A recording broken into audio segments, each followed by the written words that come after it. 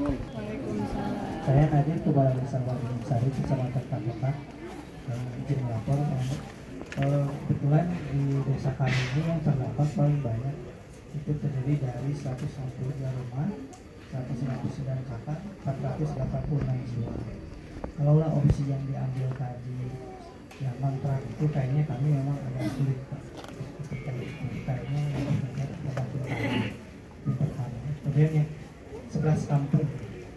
Kemudian untuk tanah, kalau di sini kan desa punya tanah desa khas tidak,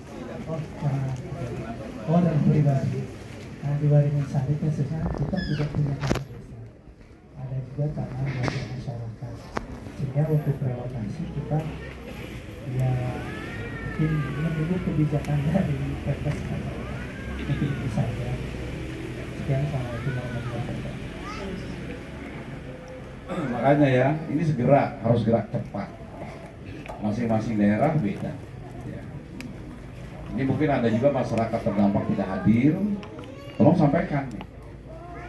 Jadi kalau memang tidak memungkinkan untuk kontrak secara pribadi, ya sudah, berarti membangun hunian sementara.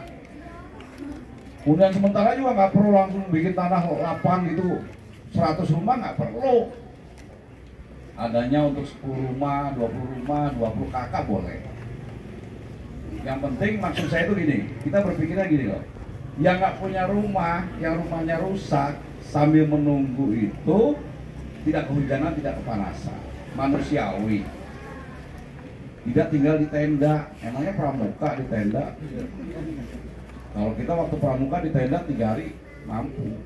Tapi kalau saya sendiri tentara seminggu di sini kedinginan lah, langsung sakit. Tuh ya, tadi saya. Jadi terserah, silakan. Yang kedua, Pak, saya mah nggak usah relokasi terpusat. Saya itu punya tanah di sana. Saya boleh nggak bangun di situ? Boleh. Dibangunkan oleh pemerintah. Misalnya Pak Desa ini nyiapin tanah pribadi. Tapi ada kakak yang lain, Pak, saya mah nggak mau di situ. Kebetulan saya dikasih tuh sama saudara saya. Boleh nggak saya bangunnya di situ? Boleh, asal tempat itu nanti dilihat dulu oleh Pak Mariono. Pak, ini kalau di sini gimana? Wah, bagus, di sini nggak akan kena gerakan tanah. Boleh di sini. Jadi bebas, terserah Bapak Ibu sekalian. Gitu ya. Nah, jadi tinggal milih, tergantung desanya masing-masing. Nah, tolong didata. Kira-kira yang harus di Huntara berapa? Tempatnya di mana? Nggak punya tanah, ya udah di tanah bisa diselip-selipin di situ. Namanya hunian sementara.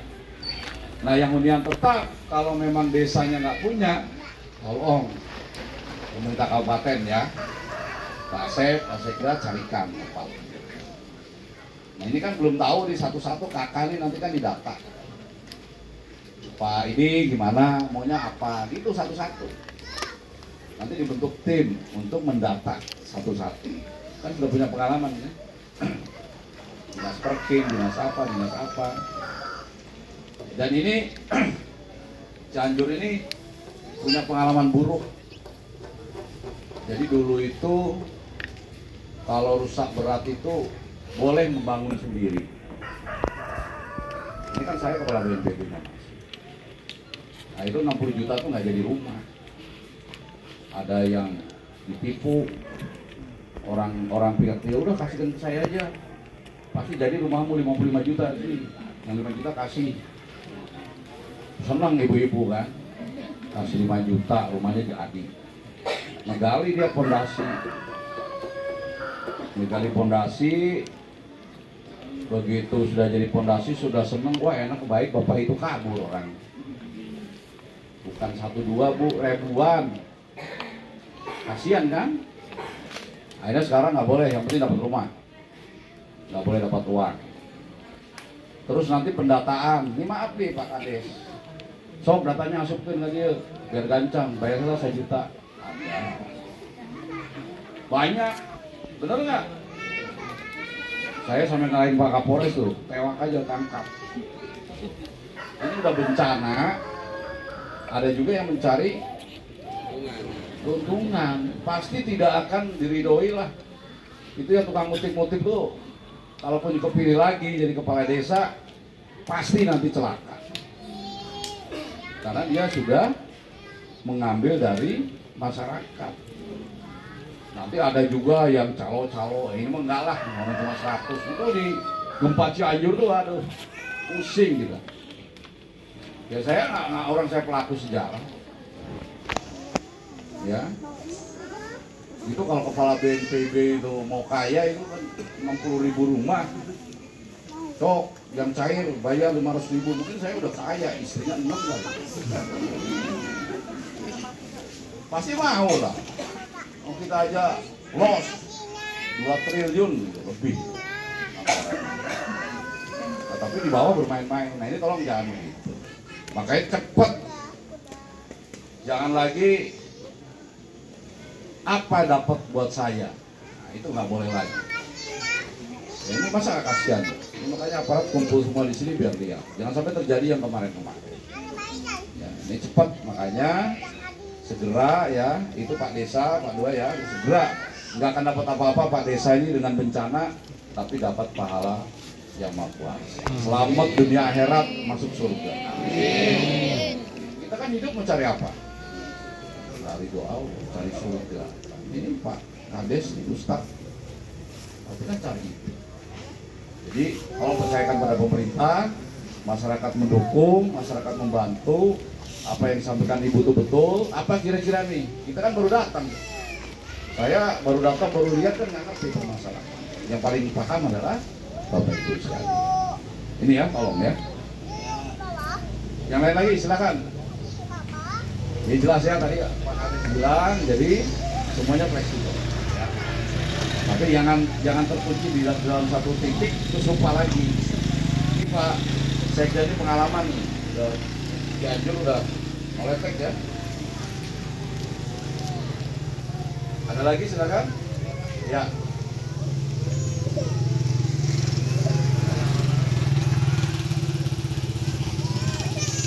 Assalamualaikum warahmatullahi wabarakatuh. Terima kasih Pak atas kedatangannya dari jauh-jauh dari Jakarta. Mudah-mudahan menjadi ladang amal buat kita semua. Amin ya rabbal alamin. Saya mungkin selaku sekretaris desa di sini Pak, mendengar tadi Bapak, ucapan tadi Bapak katanya ada yang bangunan hunian sementara, ada juga yang bisa kontrak selama 6 bulan. Nanti setelah itu bangunan itu penting juga. Cuman kan kalau saya kan di sini sebagai ketua logistik, selama 6 bulan itu apakah dapur umum tuh masih berlanjut untuk masyarakat atau tidak? Soalnya saya juga kepikiran warga masyarakat kalau misalkan di hunian yang bisa kontraknya di luar dari Sukaraja, apalagi hunian yang hunian sementara, buat makannya apakah dari dapur umum, apakah dapur umum berhenti setelah 14 hari darurat bencana. Makanya itu Pak yang mungkin saya sampaikan. Saya juga mementingkan juga makanannya lah, makanannya buat warga masyarakat saya. Kita baca Pak ya. Assalamualaikum warahmatullahi wabarakatuh. Ya, kalau 14 hari itu didukung full ya, maksimal. Cuma ya tadi kembali lagi ke yang saya sampaikan tadi, ya bencananya kan sudah terjadi. Nah mungkin lah negara itu menanggung selama ini. Makanya harapannya supaya lebih cepat ini, ya Bapak Ibu yang terkena dampak tuh sudah harus juga memikirkan kehidupan setelah itu. Kalau ini kan mata pencahariannya mudah-mudahan tidak terganggu. Tetapi ketika ada beberapa yang memang harus, pemerintah harus turun. Ya, itu Cianjur tuh sampai 2 tahun. Ada beberapa yang masih tinggal di tenda, masih belum bergabung dengan keluarganya, ya kita bantu terus. Ya, tapi tentu saja tidak sama seperti tanggap darurat. Kalau tanggap darurat mungkin pasti 3 kali makan lah. Malah saya bilang kalau bisa sih 4 kali makan, tapi jangan terus di tenda terus gitu. Tapi setelah itu ya nanti tetap kita bantu ya Pak Sekdes ya. Nah mungkin lah pemerintah membiarkan ada warganya yang sampai kelaparan misalnya. Ya tentu saja ini jenjang ini. Dari Sekdes, Kepala Desa, ini harus melaporkan terus. Di sini ada Kalaksa BPD menyampaikan ke provinsi. Nanti provinsi lapor ke saya, Pak, ini kayaknya kurang logistik nih Mas ini.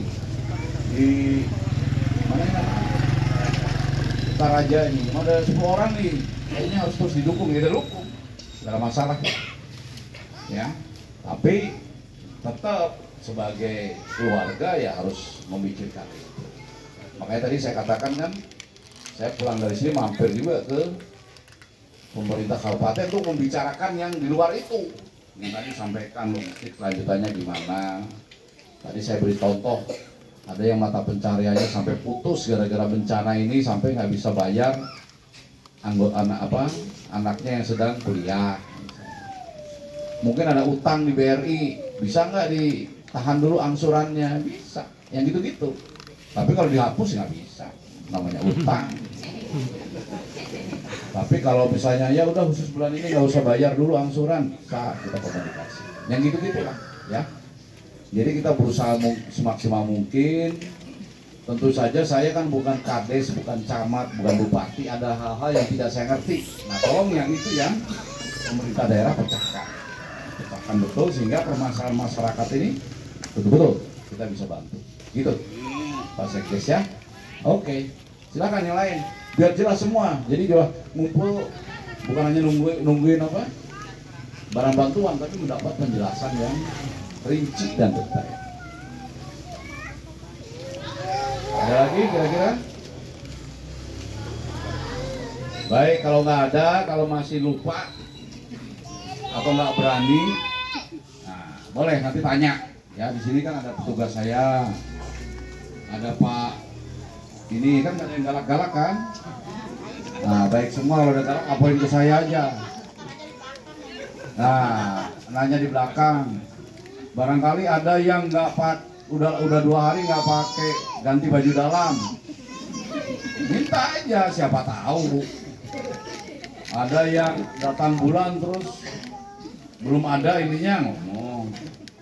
Terus ada yang punya bayi nggak minum susu Pak, nggak apa-apa, itu adalah kewajiban kita untuk memberikan dukungan. Pak ini mau makan BA saja beras terus nih, tapi kok ini yang penting-penting nggak ada nih, minyak kelon udah gatal. Bapak-bapaknya Pak udah 3 hari nggak ketemu istri, ya nantilah cari-cari sembunyi-sembunyi.